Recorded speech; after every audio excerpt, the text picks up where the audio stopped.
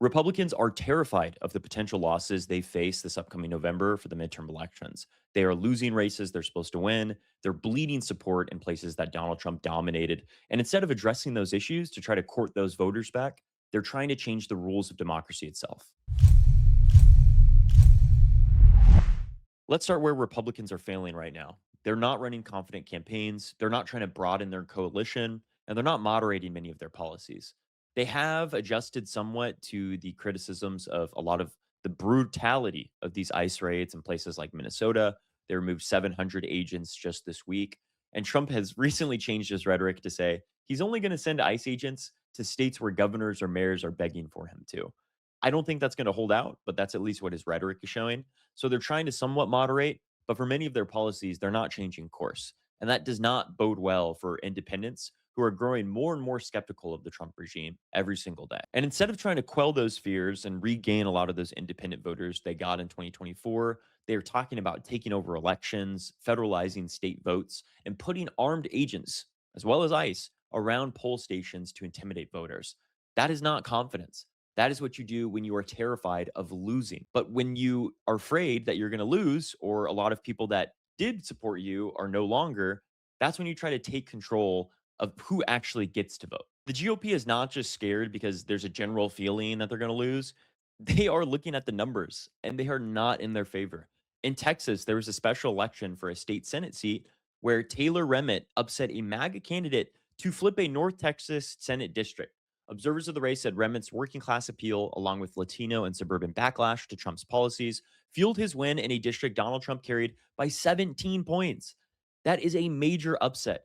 Yes, it is a special election. It is for a state legislator race. It's not a national position, but it still is indicative that even in some of the most red places across the country, voters are pissed off at Trump's policies. Trump recognizes this, though, and instead of taking accountability or saying that the Republican Party needs to change course, he's just denying that he had anything to do with it in the first place. By 17 points. What is your reaction to I that? don't know. I didn't hear about it. Somebody ran where? In Texas, special election for legislative The seat. ninth state Senate seat. I'm not involved in that. That's a local Texas race. So what- You mean I won by 17 Okay. and this person lost? And Things like that happen. Does it worry you about the Well, you don't midterms? know whether or not it's transferable. You know, I'm not on the ballot, so you don't know whether or not it's transferable. But, you know, you put the Democrats in, you'll end up with open borders again. You'll end up with crime all over the place. So that's the Trump strategy is when he wins, it's obviously all due to him. Heads, I win. Tails, I wasn't involved. It wasn't me. If they lost, oh, that's not my fault. It's clearly the person that ran there. It wasn't a local race, first of all. It was a state race. Second of all, this Truth Social post says something a little bit different. The person who lost was Leigh Wamsgans, and he said, today, to all voters in Texas's ninth state Senate district, get out and vote for a phenomenal candidate, Leigh Wamsgans. She's a highly successful entrepreneur, blah, blah, blah, blah, blah. That seems like a pretty clear and cut endorsement, if you ask me, or anybody who can read. That's him openly saying, vote for this person. It wasn't enough. His endorsements don't lead to success. I say all the time, if Trump is not the one that's on the ticket, he can't drive out his supporters in the same way. We saw that with special elections in Georgia after his loss in 2020. Herschel Walker lost, John Ossoff and Raphael Warnock both won, even though Trump spent numerous campaign stops in Georgia to advocate for both of them. We saw people like Dr. Oz, Doug Mastriano, even places in the midterms in 2022. All of the ones that Trump supported that were hardcore MAGA loyalists lost. Trump does get out voters, both for him and against him, but he cannot generate that same energy for those candidates that he endorses. That is also a huge swing from a reliably Republican state Senate district to completely, overwhelmingly voting for the Democrat. He's losing younger voters, independents, working class people, all leaving the coalition because of how extreme a lot of his policies have become. And he's not building any new voters. He just continues to bleed out his support. So instead of the Trump administration being introspective and asking, why are we continuing to lose support? They're instead strategizing, how can we prevent these people from voting in the future? Which is why they're trying to federalize elections. They're criminalizing free speech outside of polling stations, and they are framing voters as illegal, fraudulent, or suspicious. That's why what we're seeing in Fulton County in Georgia is sparking what the rest of the rhetoric will look like for any election that Republicans lose. It is fraudulent. It is suspicious. It is not legitimate. This is the rhetoric that they will continue to implore because they don't like the outcomes of some Democratic elections. Here's Caroline Levitt trying to defend Trump's open call to get rid of democratic institutions. What does President Trump mean when he says Republicans ought to nationalize voting? What does that look like in practice?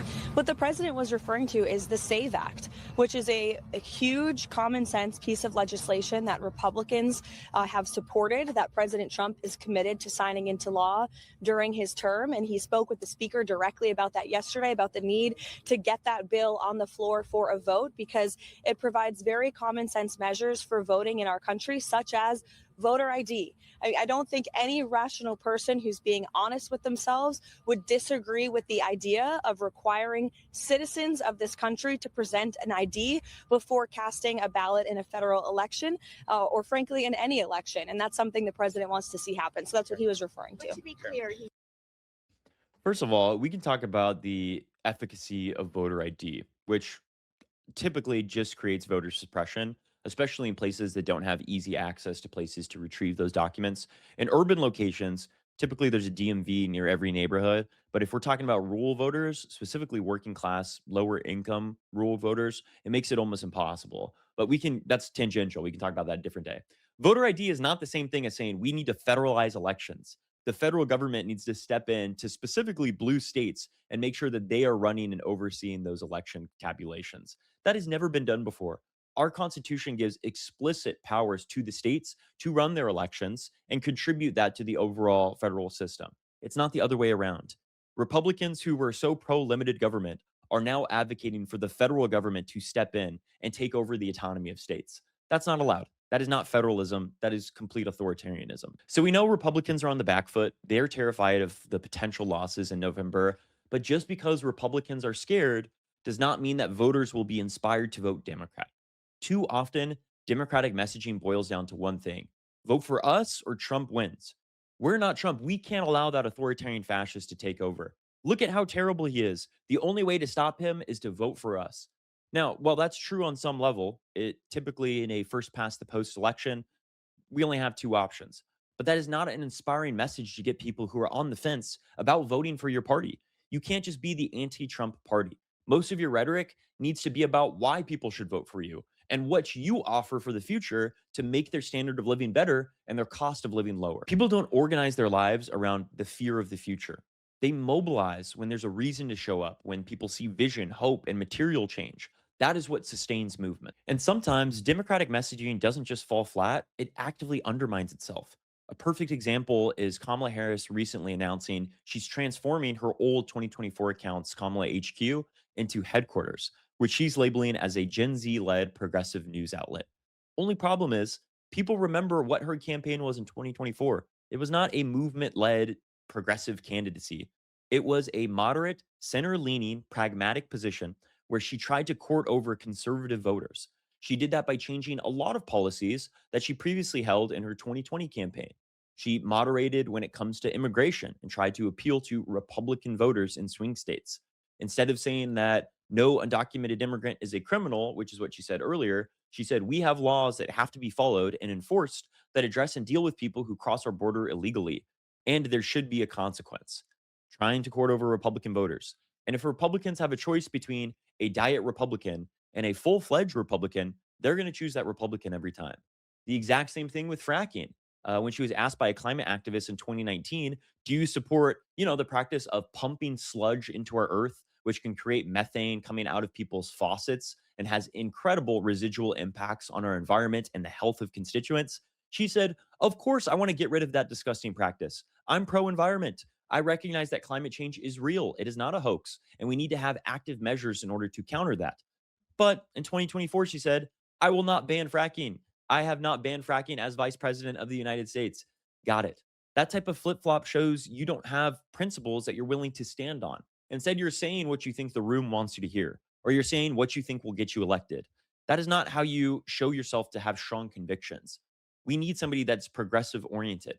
And that's why I'm saying she could be the next progressive candidate if she addressed those mistakes that she made in 2024. But I have not heard her say, this is why I think that I lost. Instead, she wrote a whole book pointing to other people. It's Gavin Newsom's fault. It's Joe Biden's fault, which in large part it was. I'm not trying to say that Joe Biden's blameless, but she could also hold herself accountable to the positions that her base did not want her to have. That is how you actually show yourself to be a progressive. But now she's trying to change that. People can't just see you as a progressive online when they know that in real life, the tangible issues that you fought for in 2024 were anything but progressive. They were center left, if not center right. And somehow the rollout of this campaign was even worse. Yesterday, she announced that HQ was going to have the username HQ_67. That's what you think Gen Z wants to hear is jokes that are told by people under the age of 13. I'm sorry, those people aren't going to be eligible to vote. They're under the age of 13. Immediately after progressive Twitter said, "What are you doing? This is not going to be how you win over young voters." They changed their username to headquarters 68. That kind of shows you that this is not about confidence. This is about panic branding. When you immediately change your username and you're trying to cosplay progressively online after running a moderate general election, the issue is bigger than just your messaging. It is the foundation of what your platform stands for. But all of that to say, I'm not saying Democrats can't win. They have genuine possibility to have landslide victories in the midterm elections and in 2028, but they have to positively identify the failures of the Trump admin, which a lot of Democrats are doing to their credit. But they also have to pair that with a positive message that is worker oriented. Republicans are terrified of a positive Democratic agenda. This is what they fear the most. Not Democrats that are just attacking Trump. They're afraid of Democrats running on policies that can materially improve the lives of people across the country. Because when people feel real change, their wages getting higher, easier access to healthcare, lower rent, better childcare, culture war politics completely stop working. They care about their economic conditions more than anything. A hopeful pro worker agenda can cut through cynicism that politics can't change people's lives. It can reach independent voters who are trying to still figure out which direction they want to go. And it undercuts all of the right wing grievance politics. Any Republican politician who is blaming immigrants for the increase of cost of living, but then are only giving tax cuts to those that are the richest in the entire country, that shows where your priorities are. Republicans only care about the upper echelons of wealth in this country. And Democrats have an opportunity to posture the completely opposite of that. They want to be the worker party. That is what workers can gravitate towards. And let me tell you, there are way more workers in this country than there are rich owners. And you have an opportunity to capitalize on those workers wanting a candidate that actually speaks to their material needs. Democrats cannot make Trump the centerpiece of their campaigns. They need to put him in the rearview mirror and point to him as something that we don't want to go back towards. But instead, we're moving towards a future that actually provides for working class people and prioritizes their needs over the needs of those who already have everything that they need. Republicans show their true colors every time they lose. They are willing to undermine elections, intimidate voters, and break democratic norms to maintain control. That's dangerous. But this is a message to all Democratic politicians. If you run a campaign that is fueled by fear, you risk burning out and isolating the very voters that you need in order to win these elections again. This demands more than just anti Trump rhetoric. This moment demands vision, confidence, and material change. The best way to protect democracy is to make it work for the people again. And that is Republicans' biggest nightmare.